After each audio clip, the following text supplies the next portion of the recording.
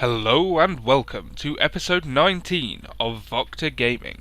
I am your host, the vocal terrorist, Jesse Rain, and we are here with Game 1 of the Blizzcon series between Dignitas.NaNiWa and mouz.ThorZaiN, and we are going to get right into it today. There is a lot to watch. So here, spawning in the southeast position, is the red Terran, mouz.ThorZaiN. And in the northwest position we have the blue Protoss, Dignitas.NaNiWa. Now I wanted to cast some ThorZaiN games this week, so we've got this 3-game series to do. ThorZaiN is now, after a very successful run at MLG, is out in Korea, is in the Code A, is in fact playing, I think today actually, I think after this, in fact I think he's already played, I think Code A was before I recorded this actually. So I'll be watching those as and when this finishes. So I wanted to cast some of his games this week to get a good look at him now that he's out in Korea and everyone's kind of watching him. And I could have chosen, I was looking originally at his versus Zerg or his TVT to get some of his cool Thor play, but I decided to go for the Protoss NaNiWa for the simple reason of these guys probably have the biggest rivalry of their career. ThorZaiN was a relatively unknown player. He only competed in Swedish tournaments rather than the international tournaments. Until, I believe it was, I forget the name of the tournament. It might have been the TSL, it might have been the WCG. I've been doing my research. Anyway, there was a big tournament. They met in the finals, and ThorZaiN absolutely smashed NaNiWa. And ever since then, these guys have kind of been coming up against themselves, against each other, against themselves. Wake up! I know it's 9 AM, but still, time to be on the ball. But so these guys do have quite a storied rivalry, and this is of course the 3-game series from BlizzCon, which, as everyone knows, is very, very sexy. We all love BlizzCon here in England. Not that we ever get to go to it, but... So we see the probe and SCV see one another as they go scouting. NaNiWa does finally find ThorZaiN's base. Not that it's going to tell him much. No gas, 1 Rax, orbital command, morphing. Just very, very standard Terran style. Now, I don't know about you guys, but this map feels incredibly Dota-ish to me. The way it works is you have...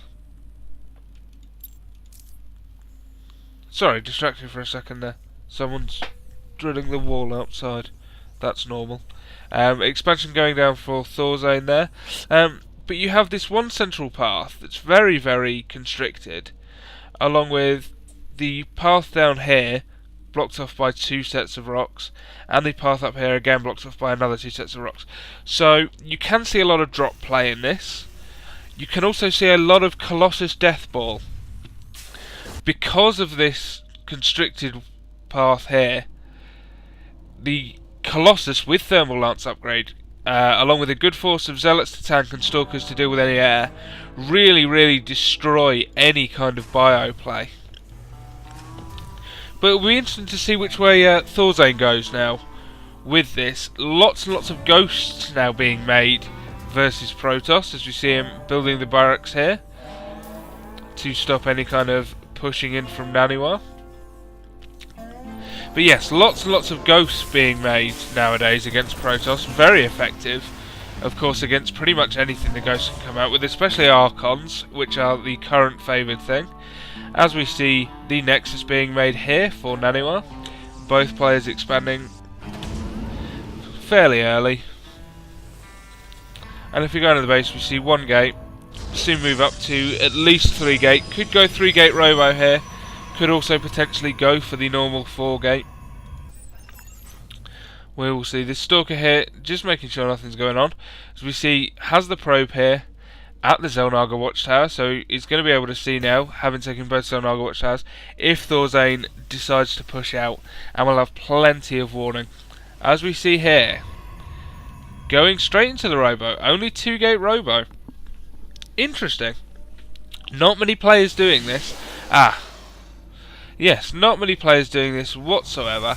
However, he will have been able to, having pushed in with his Stalker, having forced ThorZaiN to build a bunker. He knows ThorZain's not going to be pushing out anytime soon, so he can get that robo up nice and fast, as we see the gateways morphing now to warp gates. Very, very important. As we see, we now have 2 tech labs and a reactor. Is going to be able to push out lots and lots of Marines and Marauders, and should start getting upgrades fairly shortly. He's going to want to get Combat Shield and Stim. He's probably going to want Concussive Shell as well to counter any Zealot tanking that will go on. And of course, help stop these Stalkers from running away. As we see now a Robotics Support Bay going up somewhere. Hiding that Robotics Bay over here. This is going to mean very, very fast Colossus, which is pretty much what I expected from Naniwa, and it's going to be very, very effective on this map and against ThorZain's style of play. As we see finally a factory going down after the 3rd barracks is finished. More and more Marines now being pumped out. A nice little force here. Could do some backings from potentially siege tanks. A few siege tanks not used much against Protoss, but on this map, again with this constricting pathway, siege tanks can be very good for holding the defensive position, but not used much against the Protoss, simply because Blink destroys them. You blink your Stalkers in on top of them and nothing happens. You just lose all your siege tanks. There is an engineering bay hidden here, however, that is now researching Terran Infantry Weapons level 1 as Combat Shield goes down, and Extended Thermal Lance being upgraded as he gets a 3rd gateway and a forge. And in fact, going up to 4 gates, so this is going to be a 1 Robo Colossus with 4 gates to support it. As we see the starport now going down here. Reactor being built in the factory, that's going to be for the starport. You are not going to make reactor Hellions against a Protoss. It's just not going to happen. They just don't do the damage with the shield technology of the Protoss. They can be decent against Zealots, but that's pretty much it. And it's nothing the Marines and Marauders can't deal with anyway. So as you see, switching that now is going to be producing Medivacs at first. Could do with a switch to Viking. I don't think he knows about this Robo yet, does he? If we watch where he's watching at the moment, fully in his base. Let's have a look. Let's see what he can see. Nope, does not know about that Robo yet. That's really bad. Needs to get some scouting. Hasn't even pushed out to see if this expansion is taken. I mean, he's got to assume it has been, since nothing's attacked him yet. As we see somewhere in this base, yep, we have 2 more gateways and a Twilight Council going down, along with Protoss ground armor level 1 that's going to help him survive against this infantry quick, as Concussive Shell now goes down, and a Ghost Academy. But in the middle of the base now, just a small engagement. Force fields here helping push ThorZaiN back. Did miss the beginning of that, but that means ThorZaiN does know now that there is Colossi on the field. Blink being upgraded for Naniwa. Blink very, very helpful in both attacking and escaping. We'll probably want to get charge and a few more Zealots. But as we see, expanding now to his 3rd base. Very good timing on that. After an attack like that, you know ThorZain's not about to push out. So you can take this expansion and feel quite safe in the knowledge that you will be okay. Needs a few more gateway units here. These Colossi are going to be very, very vulnerable. 3 Colossi out now. In terms of the walk gates, very clever, leaving 4 Stalkers here to stop any kind of drop play, which is mouz.ThorZaiN is attempting to do. Unfortunately, has left this far too close to the side, and that can be taken down. Doesn't want to lose this gateway, but he's going to lose all these Stalkers if he's not careful. And the Colossus going off. Needs to be careful. Nearly a very bad mistake. Could have lost that Colossus, but instead takes no damage on it. Does have a pylon down here, allowing him to see when ThorZaiN takes his 3rd base, and will also allow him to warp in units to harass it should ThorZaiN go without seeing it.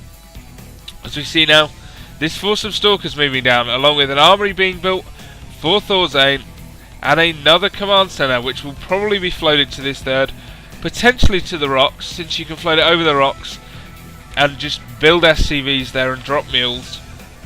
which makes it decently defensible.